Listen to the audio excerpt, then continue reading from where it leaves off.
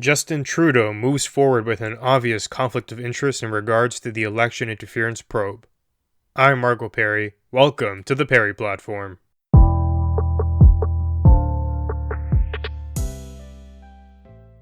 Credible accusations were made regarding China's interference in Canada's federal elections, and this came from our Central Intelligence Agency. Now, the public was understandably alarmed by that. Many public officials were also alarmed by that.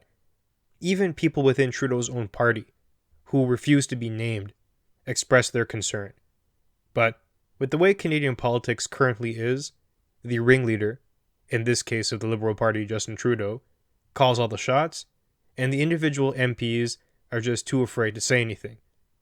But the public, we were able to express our opinion, and it seemed like the media generally agreed with us. Everyone wanted a public inquiry. As the name suggests, a public inquiry accepts evidence and conducts its hearings in a more public forum and focuses on a more specific occurrence. The conclusions of such an inquiry are delivered in the form of a written report, given first to the government, and here's the important thing, soon after, published to the public. So, there are a couple benefits here. First of all, transparency. People, understandably, were worried about Trudeau trying to obscure things because there were allegations that his party benefited mightily from this interference. And second, there wouldn't be a government ability or opportunity to redact the report. In its original form, it would be released to the public after the government had a quick look at it. Now, Trudeau continues to reject this request, obviously because he's afraid of the outcome and he doesn't want to risk anything. It truly is a shame that our politicians are willing to put their own personal interests ahead of not only Canadians, but the legitimacy of our democracy. It's truly embarrassing.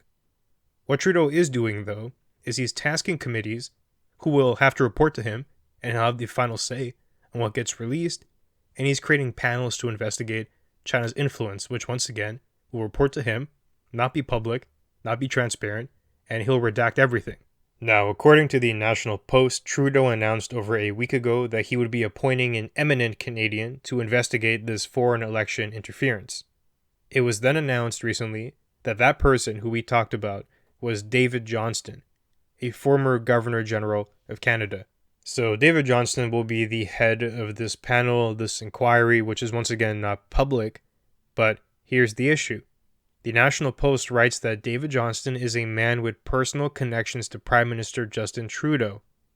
Johnston should have never accepted the position of independent special rapporteur investigating foreign election interference. And I agree with that. Trudeau has been on record describing Johnston as a quote-unquote family friend, and as a friend of Trudeau's father. Johnston is involved with Pierre Elliott Trudeau Foundation as a member who advises and helps select the board of directors. The foundation is, quote-unquote, from the National Post, of course implicated in allegations that the Chinese government tried to use it to influence Trudeau ahead of the 2015 election. That right there is a major red flag. Of course Trudeau picked someone who would be favorable to him. The National Post then goes on to write that the position that Johnston is going to occupy is a pointless distraction, created for the nakedly self-serving and partisan reason of delaying Trudeau having to answer questions, perhaps until Canadians have stopped paying attention. And that's been a common tactic by the Trudeau Liberal government. Whenever there are scandals and controversies, which they've had many, they always stall, because they know the general public's attention span is not going to last that long. There's going to be another issue, whether real or fabricated, that's going to occupy their mind space. And they're going to forget all about the fact that China seemingly interferes with Canadian democracy. The fact that Trudeau is not willing to be public about this, and using these same stall tactics that he always does, and that disregard for the legitimacy of our government, our institutions, and treating Canadians like idiots, it's unacceptable. Truly. Something has to be done about that. Once again, as I've called for in the past, Justin Trudeau currently only occupies a minority government. I need the NDP and the Conservatives to grow a backbone and turn against Trudeau here.